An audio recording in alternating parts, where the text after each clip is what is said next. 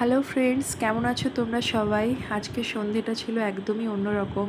ভীষণ গরমের হাত থেকে বাঁচার জন্য আমরা বর বউ মিলে একটু সন্ধেবেলা ঘুরতে বেরিয়ে পড়েছি। প্রথমেই আমরা মোড়ে আসি, আসলে কয়েকটা জিনিস আমার ওখান থেকে কেনার ছিল। এর আগে এসেছিলাম, বাট টুকটাক কয়েকটা জিনিস কিনতে আবারও যেতে হলো। বাড়ি যাব, তাই মা আর শাশুড়ি মা দুজনের জন্য কিছু না কিছু কিনতেই হবে। মা বলে দিয়েছিল মায়ের জন্য একটা হরলিক্স আর ওই পামকিন সিড নিয়ে যাওয়ার জন্য। দুটোই আমরা নিয়ে নিয়েছি। আসলে খুব বেশি এখানে আসা হয় না, আসলেই ব্যাগ ভর্তি করে কখন যে কোথা থেকে জিনিস হয়ে যায় আমরা নিজেরা দুজনই বুঝতেই পারি না। ঘুরে ঘুরে দেখলাম, ভীষণ ভালো, সবটাই এখানে অ্যাভেলেবেল। তারপর দেখো, সবার পছন্দের জায়গা এটা।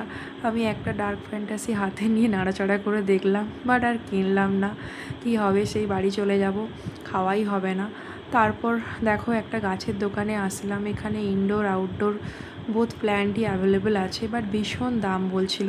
তারপর আমরা একটা লোকাল শপে এলাম। আমার বর দেখো একটা স্নেক প্ল্যান্ট নিয়ে দাঁড়িয়ে আছে, বলে এটাকে তো আজকে বাড়ি নিয়েই যাব।